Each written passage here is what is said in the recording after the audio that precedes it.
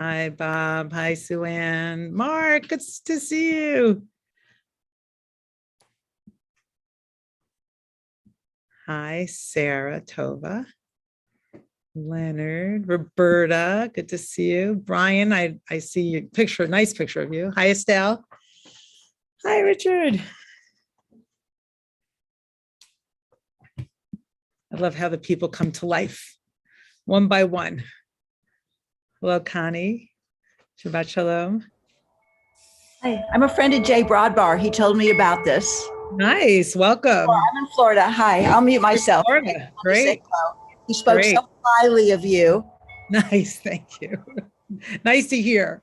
If Jay were here, I tell him thank you. All right. Love that we have a global group. See if our friend from Brazil is coming. Hi, Beth. Hi, Nehemiah. Change your name if you can. It says owner. I think that's spiritually incorrect, right? Hi, Harley. Hi, Elisheva. Shabbat Shalom. Alan and Neva. Hi. Great to see you. Hi, Jill. All right. It's 9 o'clock. We're going to share the source sheet in a minute, so don't get too worried about that. I just want to, first we're going to do, the blessing over Torah study, and then I'll talk a little bit about our theme for today. Mark, do you feel like taking us in? Baruch atah Adonai Eloheinu melech haolam asher kidshanu b'mitzvotav v'tzivanu la'asok b'divrei Torah. Amen. Amen. Blessed is God who creates a sacred space in which we study Torah and, God willing, experience revelation. So here we are. Amen. Amen. All right, so today I want to talk about Isaac. Shachayim, hi. And I think I saw James. Yeah, there's James. Great to see him. Brian, hi. I said hello before, but I don't know if you were on. Hi, Sharon. All right, I'm going to stop welcoming people, but so good to be here and see your faces. I want to talk about Isaac today, and I'll tell you why I want to talk about Isaac. Because there's a trope about Isaac that he's the passive one. And I want to challenge that today. I want to make that a little bit more complicated. And, I usually don't have such a claim. Today I have a claim. I have an argument. Usually I take text and I open up a theme. And today I'm actually going to take you through some sources and show you why I think what I think. And I actually, at least right now, I go through different favorites. Right now, Isaac is actually my favorite forefather. I think he's, look, I have some, thumbs up here. Some people are agreeing with me. I think he's courageous. I think he's a study in healing. He loves his wife. He doesn't take another wife, unlike Abraham and unlike Yaakov. And I want to look at all the ways that he's unique and how he might be a model for us. So I think I'm going to do at least 2 big chunks of text with you and then open it up to see what you think. And I also want to ask the question, not only like, why are we stuck on Isaac as passive, but ask the question, does the end of people's lives define them, right? So it's the end of his life that he gets duped by Rebecca. And I'm struggling myself with the end of my mother's life. And many of you know she died at the very end of August because she suffered for the last 8 years with Alzheimer's. And she was, although there were remnants of who she was a very different person, or she was greatly diminished by the end of her life. Right. And, she looked different. She could barely speak. I mean, she recognized me till the end. Thank God. I'm very grateful for that. But, so what part of a person's life defines them? And so I want to claim today all parts of one's life. Right. And can we hold all of them? And the last frame I want to give this is, I feel like at this moment in time, on the cultural, social, political front, it's very difficult to tell the complicated story. So I want to ask questions about that as well. So here we are. Or here we go, about to complicate Isaac's story. And now we can give you the source sheet link, and I will also share my screen. Okay, great. Okay, do you guys have the link? Would you, guys, women, other genders? Yes, good, excellent. Okay, so I call it, predictably, a complicated story is harder to tell, case study of Isaac. Okay, so this is an interesting chapter. We're going to mostly be in chapter 26 with some references beforehand and afterwards. It's an interesting chapter in that it really, I think this is the only chapter that really focuses on Isaac and sort of Isaac's journey and Isaac's quote unquote career.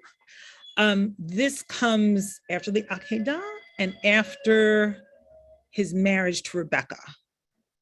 Okay, I think that's the context we need. All right, I'm going to dive in. And I'm sure I'm going to get tired of reading at some point and call on some of you. All right, so Vayhi Ra'av ba'aretz, milvad hara'av harishon asher haya b'mei Avraham. So there was a famine in the land, aside from the previous famine, right, that we had in the days of Abraham. And if you recall what happened when there was a famine in the days of Abraham, Abraham left Canaan and went into Egypt and got into a lot of trouble with pretending Sarah or Sarai then was his sister, right? That's all in Genesis 12. Vayelech Yitzchak el Avimelech melech Plishtim Grara. And Isaac went to Avimelech, king of the Philistines, in Gerar. Okay, we're going to see more about this king of the Philistines in a little while. Vayera elav Adonai vayomer al tered Mitzrayim. So God appears directly to Yud-Heh Vav-Heh, appears directly to Yitzchak, and says, don't go down into Egypt. Shchon ba'aretz asher oh, sorry, I'm trying to, my eyes are not great. Omar Elecha. Stay in the land which I will tell you, well, I will indicate to you or will tell you about. So interesting. So he's the only forefather, and I know some of you know this, some of you don't. So I'm just saying, make sure we're all on the same page. Only forefather that does not leave the promised land, right? Yitzchak is, he stays there. He doesn't go out to find a wife, right? With Eliezer to Avram's servant, the Midrash calls him Eliezer. He doesn't go to Nahor, Abraham's earlier hometown. There's a famine. His father leaves during the famine. He doesn't leave during the famine. So he never leaves the land. Gur ba'aretz hazot v'heyeh imcha. So, reside in this land and I will be with you. It's a lovely promise that God will be with Yitzchak. V'avarechacha, and I will bless you. Ki lecha u'lezaracha eten et kol ha'aratzot ha'el. V'hakimoti et hashvu'ah asher nishbati la'Avraham avicha. Reside in this land, I will be with you and bless you. I will assign all these lands to you and to your heirs, fulfilling the oath that I swore to your father Abraham. Okay, Dalet, we're on 4. V'hir beiti et zaracha kekochvei hashamayim, and I will expand your seed or make your heirs as numerous as the stars of heaven. Kekochvei hashamayim v'natati lezaracha et kol aratzot ha'el. And I will give your seed all these lands. V'hit barchu b'zaracha kol goyei haaretz. And all the nations of the earth shall bless themselves by your seed, which is an echo of what God told Abraham, which is interesting because remember that although we get very narrow when we think about the Jewish people as being chosen, the original vision was that we would be an instrument, a global instrument of blessing. Right? Remember the larger context. I think it's important. It might be still a problematic idea, and we can talk about that, but we're not going to talk about it today. But it's not about being chosen for the sake of being chosen. It's being chosen for the sake of becoming a global instrument of blessing. Okay, 5. Ekev asher shama Avraham b'koli v'yishmor mishparti mitzvotai chukotai v'toratai. Sorry. Inasmuch as Abraham obeyed me and kept my charge, my commandments, my laws, my teachings. Okay, that's the end of period. That's the end of God's presentation to Yitzchak, right? And the connection to Abraham and his role as differentiated from Abraham's and similar to Abraham's. Vayeshav Yitzchak Begrar. So, Yitzchak listened. He resided in Grar. In fact, he settled here. This is different than Lagor. This is settled in Grar. But Yish'alu anshe hamakom liishto. So here's where he repeats his father's life. And the people of the place asked about his wife. Vayomer achotihi. He said, she's my sister, because he was scared. Ki yarei lemor ishti. He was scared to say she's my wife. Pen yaharguni anshe hamakom. In case lest the people of the place will kill me. Al Rivka, because of Rebecca. Ki tov at mar'ehi, because she is beautiful. So here now we have the differences and the similarities between his life and his father's life. And this is like an interesting trope, because it happens twice in Abraham's life that he says that Sarah is his sister, and once in Yitzchak's life. But here's the difference. Look at the next text. Oh, wait, I'm sorry. This is not supposed to be here. I'm moving around the text as we speak. Okay, here's the continuation of the wife-sister story. In source 2, if you haven't refreshed it, it's now source 2. Vayehi ki archu sham hayamim. When some time passed and the days went by, or the days lengthened, vayashkef Avimelech melech plishtim ba'ad hachalon. And Avimelech's looking through the window, right? Looking through his window. People do that. They look through their windows. And he sees, and by the way, for those of you who are not looking at the source sheet, it's Genesis 26. We're now in verse 9. And he sees Isaac laughing, playing with Rebecca, his wife. Now, this is really interesting right here, right? Hine Yitzchak misachek. I just bolded it. Because this is the only time, as far as I know, and I think I'm right, but you can all correct me if I'm not, that Isaac actually does the verb which forms the root of his name. In other words, he fulfills his namesake right here. And what's he doing? He's lovemaking. That's what he's doing. And he's making love to his wife, which is especially interesting because talk about generational patterns. We're never told that Abraham and Sarai make love, right? That Isaac's a mysterious child, and the Midrash picks up on this. So here they are. He's making love with his wife, right? And that's called here mitzachek. Okay. Vayikra Avimelech liYitzchak vayomer ach hine ishtechahi. And Avimelech says to Isaac, he calls Isaac. He goes, "What? She's your wife." Ve'ech amarta achoti. How'd you say she's your sister? What's going on here? Why'd you do this to me? Vayomer elav Yitzchak ki amarti pen amut aleha. And Yitzchak says to him, I thought I would have to die for her. So that's why that's basically why I told you a lie. Vayomer Avimelech mazot asita lanu kimat shachav achad ha'am et ishtecha. What is this that you did to us? One of us almost slept with your wife. Hevita aleinu asham. We would have brought upon us guilt. Yitzav Avimelech et kol ha'am lemor hanogea b'ha'ish hazeh u'b'ishto mot yumat. And Avimelech commanded his entire nation, saying, any person who touches this man or his wife will die. So this is a very different resolution, especially than the first time that the Pharaoh takes Sarah.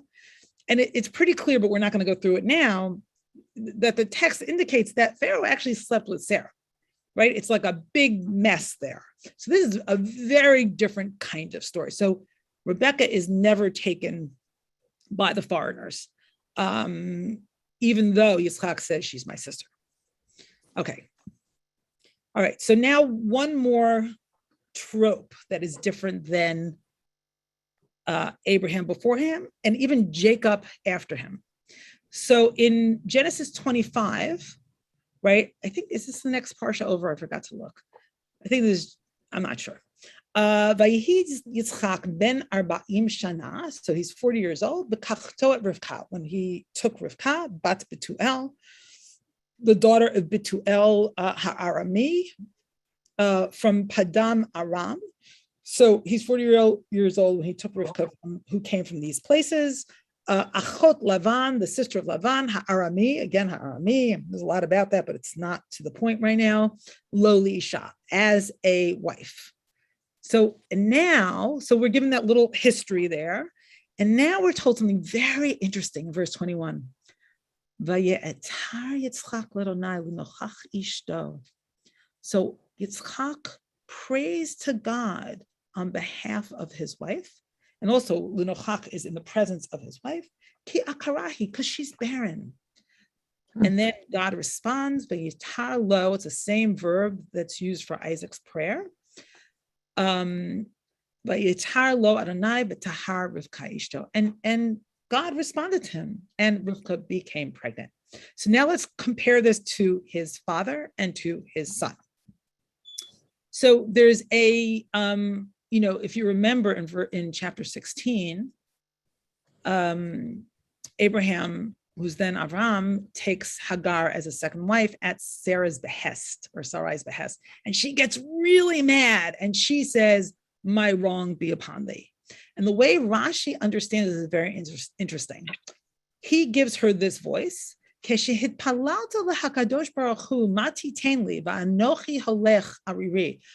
pray to God, Abraham, and you said, what are you going to give me? I'm walking before you like without child, barren. Lo hitpalalta ella alecha. You only prayed for yourself, Abraham. You selfish son of a gun, right? And you should have prayed for both of us. You should have acted like a partner. And I would have been, visited by God with you, because Hagar got pregnant with Ishmael and Sarai remains barren.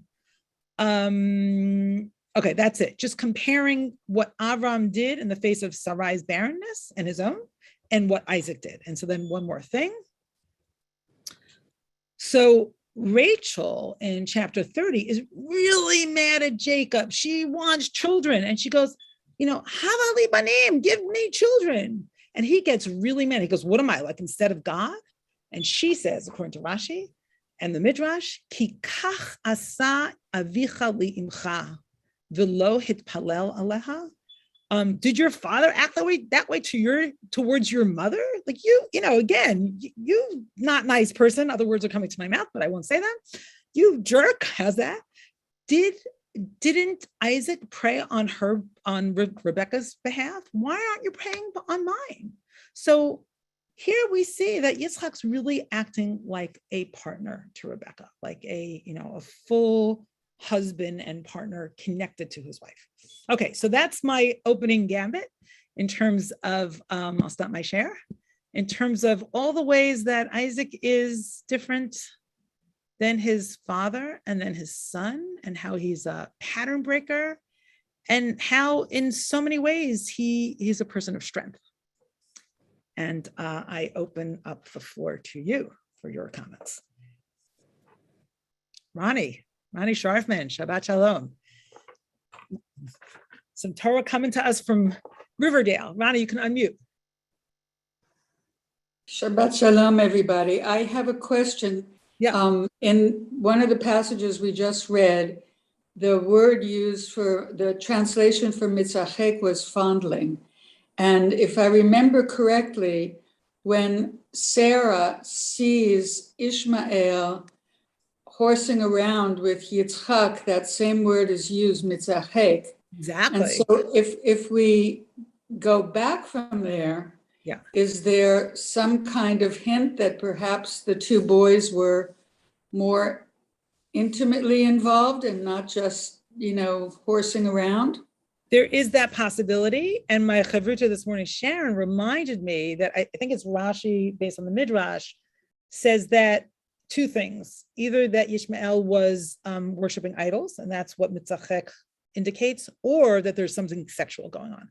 So mitzachek is a complicated word. It could be making fun of, it could be laughter, it could be the laughter of disbelief. It functions in different ways in this story, but here it's clearly sexual, right? Because we know what Avimelech sees.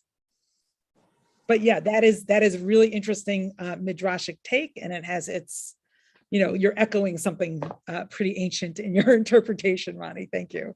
Thank you. I'm assuming you want to go at the end, correct? Great. Okay.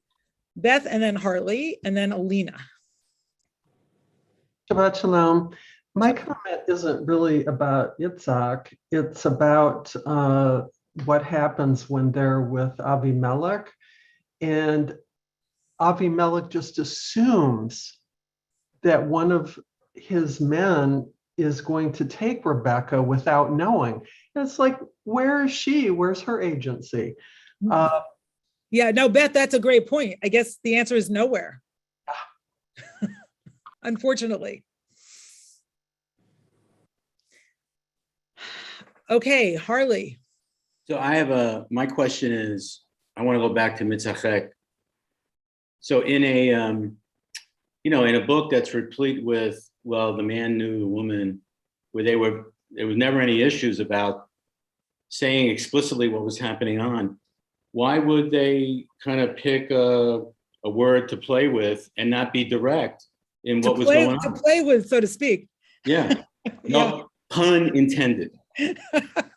Okay, so I would say, and people can pick up, I think there's something going on here with the fulfillment of Isaac's name at this moment in being sexual and connected to his wife.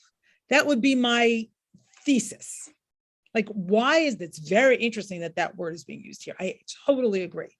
As opposed to, it's usually, said, right, that he knew, like yada ishto, but here it's not yada ishto. Here it's not know his wife in that biblical sense of knowing. So yeah, I think that's really important, and I welcome other theses. Beth, your hand's still up.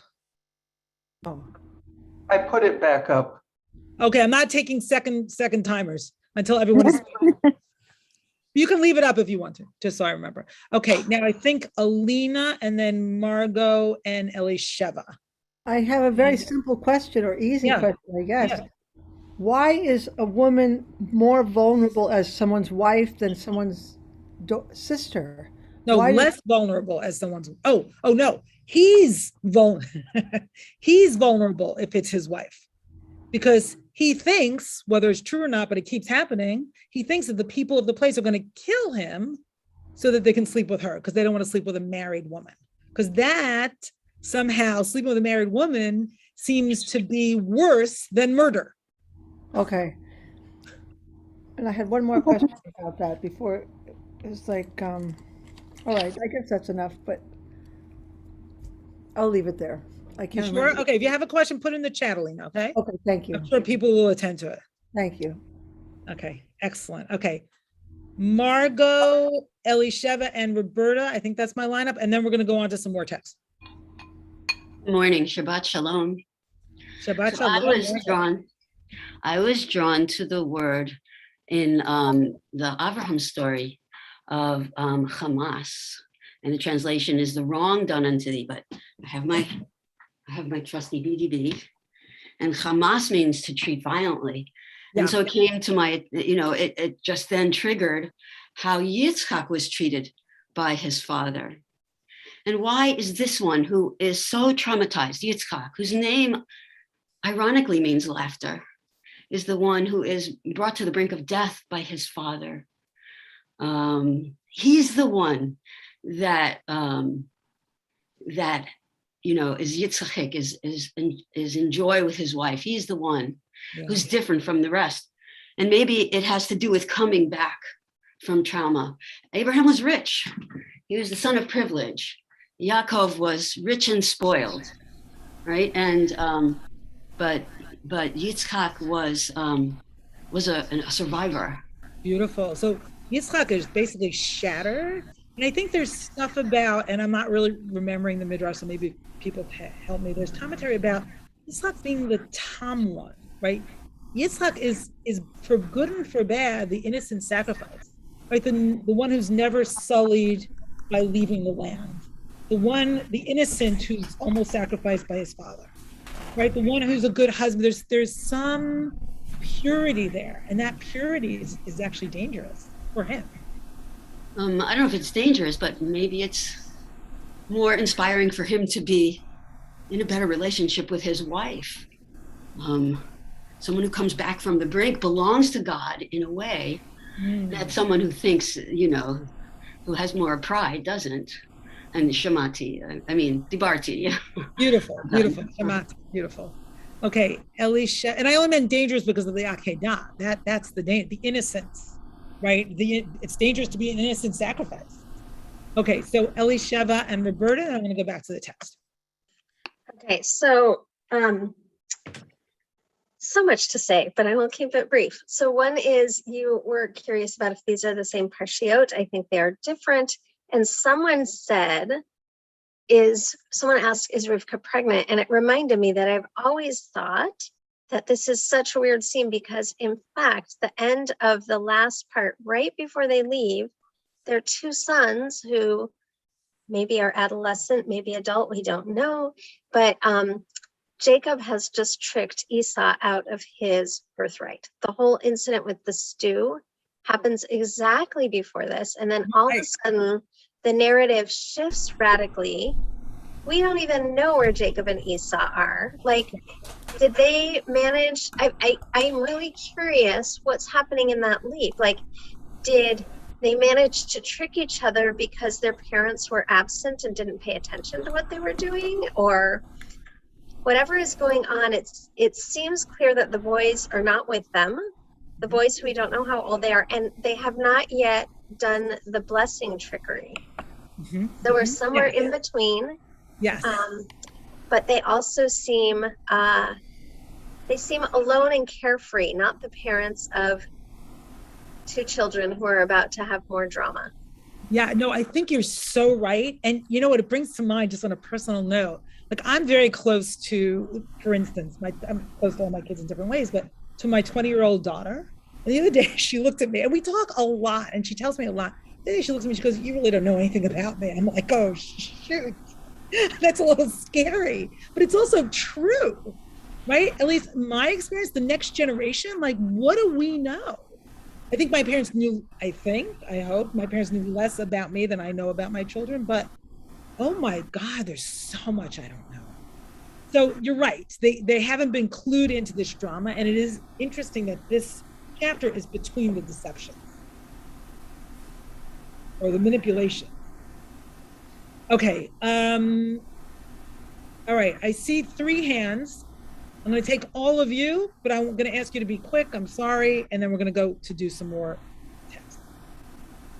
Yeah. Roberta, Jay, and Alana. Hi, Shabbat Shalom. Shalom. So what I was thinking, Margot really kind of took it somewhere deeper, I would say, and Margot for you. Looking at whoa, wait, okay. I'm in Boise, Idaho, so it's 7 a.m. So do you want a couple of minutes to think? Should I call? No. I got it. So back to your question, Diane, in the very beginning, why are these? Who are these people? Why are they chosen? And I asked that question. No. In the beginning, you said, who are we? Like, what is the measure of our days? So I've been looking through the Midrash. I've been trying to find the connection between, who we think of as the matriarchs and the patriarchs, the people who are like, the protagonists in Genesis, and the relationship to their mothers, and, really looking at the mothers. And so there's this Midrash that Abraham was conceived while his mother was a nidah. While his mother was menstruating, which is a miraculous birth. And we know Isaac was definitely a miraculous birth, and maybe his mother wasn't even bleeding. It's not clear, right? If she starts to bleed, we know that she has this interaction with the divine, maybe she's like trying to let the divine know, hey, the way it works here in the physical realm is that, a woman has to be bleeding in order to conceive. And so to me, there's just something really going on here about the mothers and where they came from. And I just want to, because this is Chaye Sarah, it's like, let's keep bringing it back to the mothers, to the physical bodies from where these so-called patriarchs emerged, because I think that is determining so much of who they are and what's happened to them. That's all I wanted to put in. Okay, Jay, and then Alana. Tying together something I've been thinking about and also trying to write a poem about, Margot's point about post-Akedah trauma and the bigger question of what we know and what we don't know and what is missing in the text. I believe Abraham lived for another 30 years, and there's no record of Abraham and Isaac ever having any interaction again. Mm-hmm. So there you go. I mean, it's a lot. Maybe it's a lot of time to try to figure out, work out the trauma, maybe, to Margot's point. But I find it astounding that that story, that incredible relationship ends and there's nothing for 30 years. Yeah, it is one of the tragedies of the Akedah. Yeah. Okay, Alana. Boker Tov. So I want to follow with a comment on this theme of trauma, and Jay, we'll have to share our poems because that's what I've been writing about this week too. Romemu poets. Yeah, this question of what does Isaac learn from his trauma and how? And I go back to the beginnings of his stories where we learn that he goes to the well of Hagar, and then he goes to the tent of his mother. And what does he receive through, so he moves from the Akedah and the betrayal and trauma through his father, and then he turns himself to the mother or to the feminine as sources for him. And then he gets this blessing that is a global one. So I think about the ways in which, one of the ways that we can live with our trauma is that we find a way to make it become of use to others.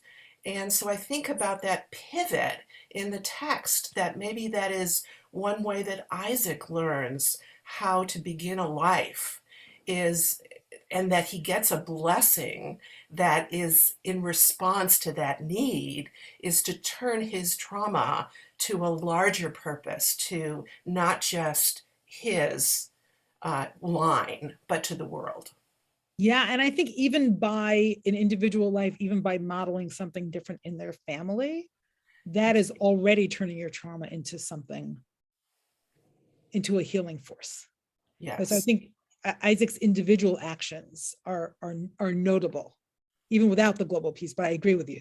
Okay, I'm gonna go on and then I'll take more comments after this next piece of text. Okay, here we go. All right, so this is really interesting. So I'm still on the restoration of Yitzchak. So Vayizra Yitzchak, so we're in, Genesis 26, verse 12. Vayizra Yitzchak ba'aretz hahi, vayimsa b'shana hahi mea she'arim v'yavarchehu Adonai. And Isaac sowed in that land and reaped 100-fold that same year, and God blessed him. So this is a man that, and you'll see more, it was like successful, right? Vayigdal ha'ish, vayilech haloch v'gadel ad ki gadal me'od. And the man grew richer and richer until he was very, very wealthy. But, literally is he became big and bigger until he was great. Vayehi lo miknet son umikne bakar va'avuda rabba vayikanu oto plishtim. He acquired flocks and herds and large household so that the Philistines envied him. So it's interesting. I was thinking about someone like George Soros, who's someone who's so successful and so, wealthy that people from outside their immediate world are envious of them, right? So Isaac has just such a reputation. Okay, so now I think this is really crucial. So we're going to go into the piece, and everyone make sure you mute yourselves, please. where Isaac digs up his father's wells. I'm wondering if we could have a reader in both Hebrew and English, if someone could take that on, because my voice is getting a little tired. Asher Chaim, hit it.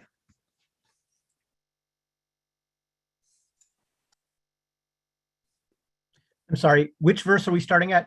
So now Verse we're in 15? Genesis 26, and we are in 15.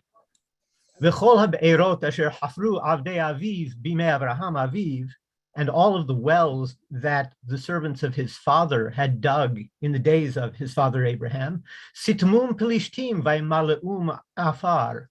The Pelishtim, the Philistines, had stopped them up and filled them with dust. Vayomer Avimelech el Yitzchak, lech me'imanu, ki atzamta mimenu me'od.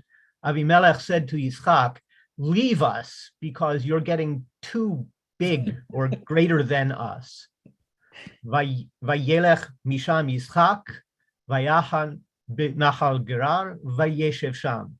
Wait, one note about verse 16. Atzamta mimenu, this is the same thing, you've gotten too great for us, that Pharaoh says about the Israelites when Pharaoh is so threatened by them. So there's an interesting resonance there, right? We're threatened by you. To his credit, he's willing to see him leave as opposed to stay and enslave him. This is true. Vayelech misham Yitzchak, so Yitzchak left from there. Vayhan b'nachal Gerar vayeshev sham, and he settled in the valley of Gerar and dwelled there. Vayashov Yitzchak, and Yitzchak returned, vayachpor et be'erot hamayim asher hafru bimei Avraham aviv, vaysatmu Plishtim acharemot Avraham. And Yitzchak redug the wells of water that were dug in the days of Abraham, his father, and stopped up, filled in by the Plishtim after the death of Abraham. Vayikra lahen shemot kashemot asher kara lahen aviv. And he named them with the same names that his father had named them. Okay, so let's just stop for a moment. So this is such a profoundly symbolic process to, take the wells that your father dug that have been stopped up after your father's death and to dig them up again and to unstop them, right? And get the flow flowing again. So, you can read it literally, and we can also read it with that eye, with that symbolic eye. Okay. And the significance of the same names. Yeah. Vayachperu avdei Yitzchak banachal vayimtzeu sham be'er mayim hayim. The servants of Yitzchak dug in the wadi, and they found a well of living waters. Vayarivu ra'ei Gerar im ra'ei Yitzchak lemor lanu hamayim. Vayikra et shem habe'er Esek ki hitasaku immo. But they argued with the shepherds of Gerar. The shepherds of Gerar argued with the shepherds of Yitzchak, saying, the water is ours. So they named that well Esek, dispute or strife, because they had strife over it. So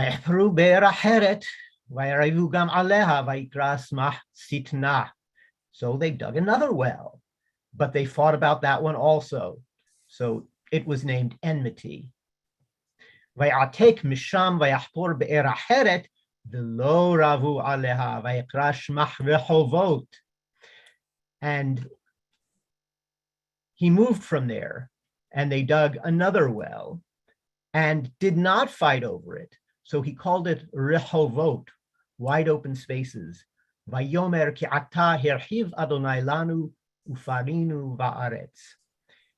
When he named it, he said, God has given us wide space or expanse. We will be fruitful in the land. Vaya'al misham be'er shava. And he went from there up to Beersheba. And here Beersheba, which is also like living springs, right? Right, more be'er. So just a few comments on these unbelievable names, which are interesting. Are they really the same names that Avraham named the well? Because there seems to be names so situationally. So we go from Esek, right? Contention, to Sitna, hatred, to Rehovot, which is like expansiveness, right? In this beautiful sense, because God has, expanded for us or granted us ample space, and has increased the land. Like, what a beautiful sense of, internal and external reality, right? That expansiveness. And it so reminds me of Psalms 118, Minha Metzar Karatia Anani, the Merchavia. So that plea to God, right? I called to God from the narrow place, and God answered me with expansiveness, right? This is not quite a great translation. Brought me expansiveness. And you know how it feels. We all know how it feels to live in that narrow place in our mind, right? That can be so torturous. Okay. So one more text, I think. I mean, this is a nice connection here. We're not going to go into the Rashi, but Rashi talks about the word stopped up, sitmum, and he talks about the stopped up heart, like the stopped up heart. An image I love. Okay, so I want to do one thing about, this is from the Me'or Einayim, a Hasidic Rebbe. Sorry, I have it twice here for some reason. A Hasidic master, rabbi, 18th century, a little bit about him here, a disciple of the Baal Shem Tov. And this is just a gorgeous piece. So, Sharon, would you feel like reading? Sure. Thank you. Thanks. The patriarchs opened up the channels of mind or awareness, teaching all who were to come into the world how to dig within themselves living waters, to cleave to their font, to the root of their lives. After the death of Abraham, however, the well springs of wisdom were sealed, blocked by the Philistines, representing the evil in humans that overtook the world. Then Abraham's son came along, following in his father's footsteps. He taught the people of his own generations how to dig again into that living fount of waters.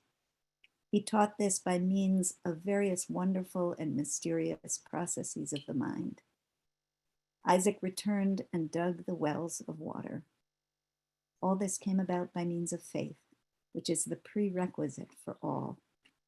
You need full faith that the glory of God fills all the world, that there is no place devoid of God, and none besides God. By means of that faith, you will come to long and desire an attachment to God. In this way, you come to your root, the spring of living waters that is the servants of Isaac digging in the valley. Nachal, they were digging in our soul waits for Hashem.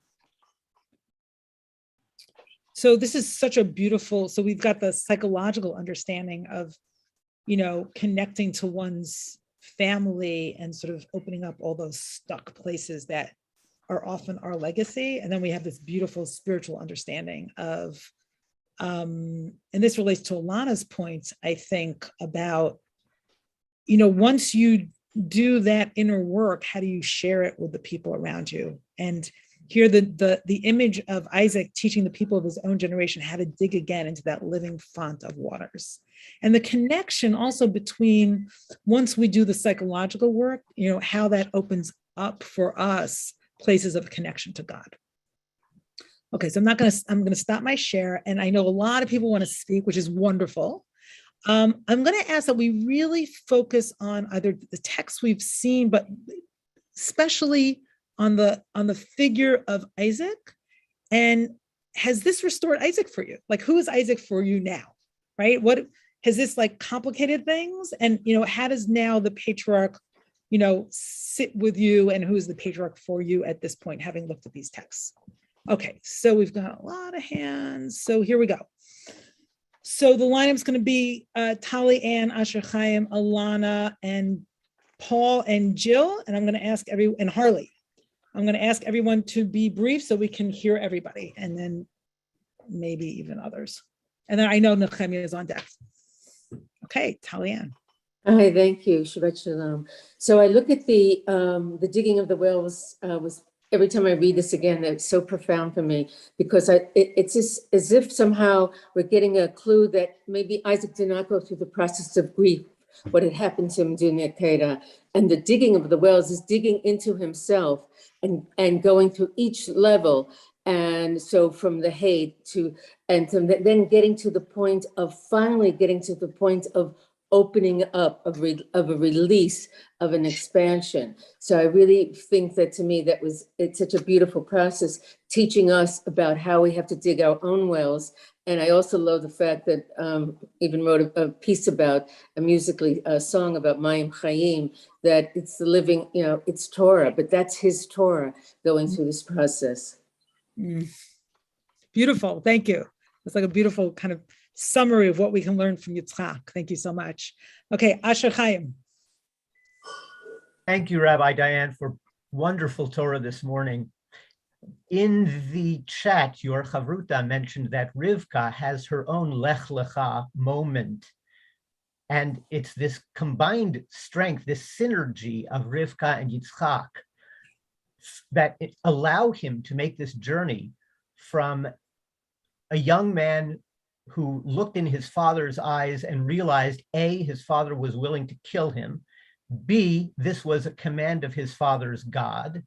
And through this therapeutic journey that he takes with Rivka, he's able to be reconciled with his father and walk in his father's footsteps, and also be reconciled with the God of his father and reestablish that relationship. It's just, I get the chills. Yeah, no, that's really interesting. But I'm also holding what Jay said, which is he doesn't actually speak to his father.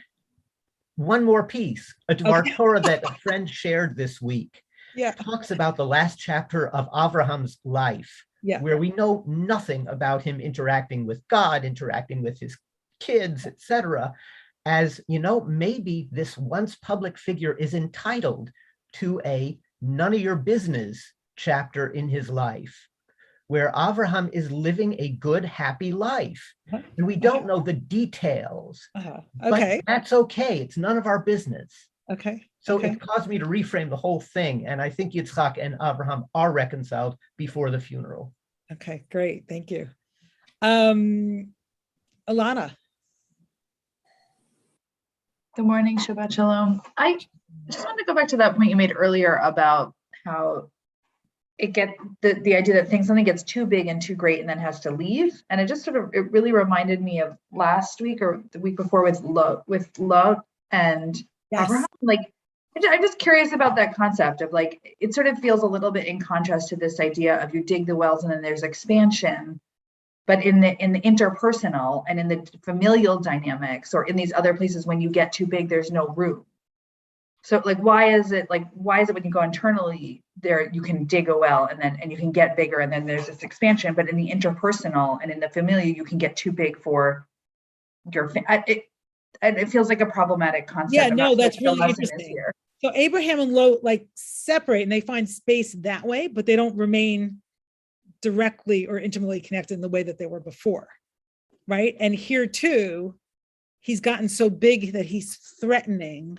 So what are you asking exactly, Alana? Say it again. I just think about in life of particularly it's a little bit abstract, but to women of you're told to be smaller and stay in your family, and here the model is you get too big and you leave your family or you leave your kind of your tribe. But I always wonder, is there a way to get so big and that your family also grows and there's space within the relations that are already established? Do you have to leave?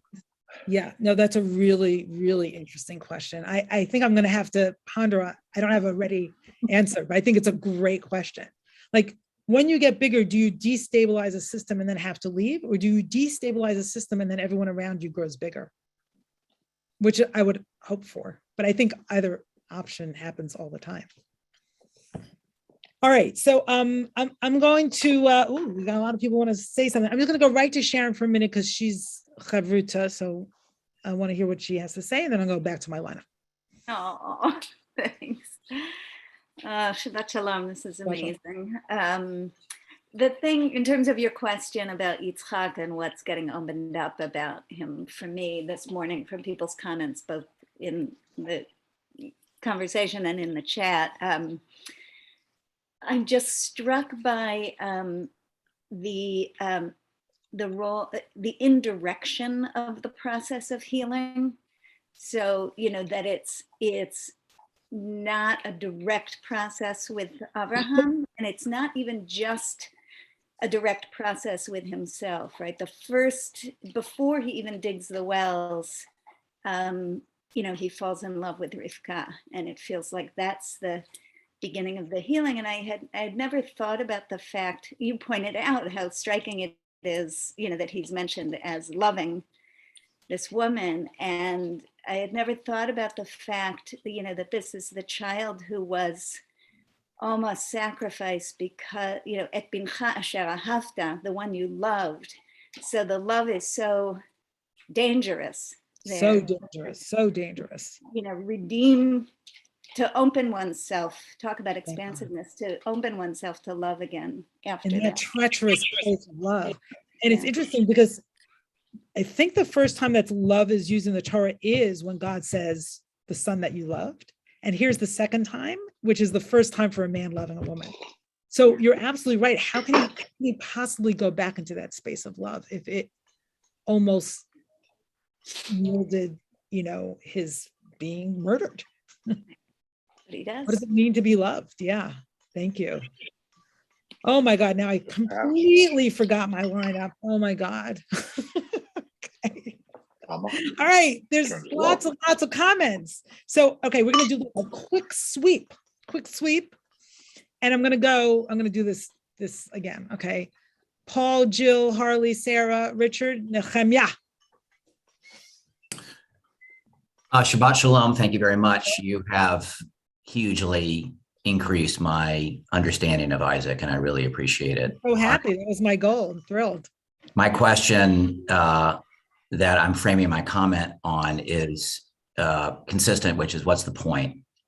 And I think the point of what we've seen in 26 is that Isaac not only is freeing himself from the terrible impact of his father, but he might very well be freeing himself from the immediate direction of God.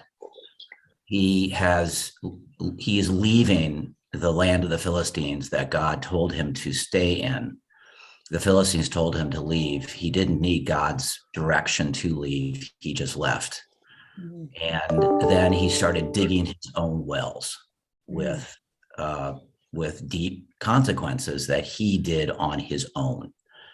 And perhaps what the directors of the Torah, whomever they might be, that is the intent, that it is important to have a relationship that is solely within yourself, that perhaps the source is God, but ultimately you need to rely upon your own resources. Wow, Paul. So that's really interesting and yet complicated because he's digging up his father's wells, right? So there's this play of agency and yet connection. But no, I love that. Thank you.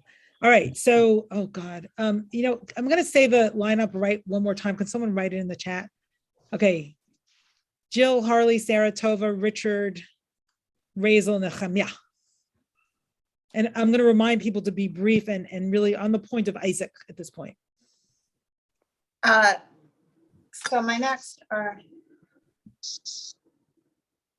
hello? Yeah. Okay, great. Okay, I wasn't sure if I was next. Yeah, I never really had a problem with Isaac. In fact, I've always kind of respected him, and maybe I look at that's a whole other conversation, but the Akedah a little differently. I feel like both Abraham and Isaac were compliant, and they knew that they wouldn't have to sacrifice. So this is kind of like saying that when you're open to whatever God has planned for you, no matter what that may look like, it doesn't include child sacrifice, because that was what was big in that day. So anyway, I also look at him as a kind of original conservationist. He doesn't take more than what he needs, and he takes care of what his dad built. So he, during a time period when you could have many wives, he took one wife. During a time period where he could have built more wells, he just took care of what was there. Beautiful, Jill. I'm going to move on, but that was beautiful. Thank you so much. Okay, Arlie, Saratova, Razel, Nechemia. So something that struck with me at the very beginning, I go back to the first paragraph in the line of verse 5, where it says, Ekef Asher Shema Abraham. So there were two things there. One is it struck me as a really unusual line because it was somehow conditional. The way things are going to go, the way the previous generations were fulfilled is the way you're going to be fulfilled, which is sort of conditional and limited.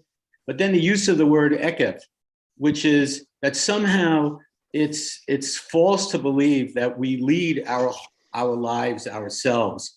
And just like it's conditional upon the prior lives, ekev, which is the root of Yaakov, is Yitzchak is going to be defined by not just what came before the promise they made to Abraham, but it's also his life is going to be determined and defined by Yaakov.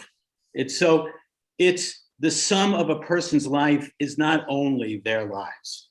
Yes, totally beautiful. And it's not only their children's lives, it's their students' lives. It's the people they've impacted in all kinds of ways, where there's generativity takes many forms. The writer using ekev was not by chance. Accidental. Nothing's accidental in the Torah, for sure. There are accidents in the world, but not in the Torah. No. Okay. Saratova. I am kind of focused on Sarah and Abraham, even though I know you brought up Isaac, but their trauma is real as well.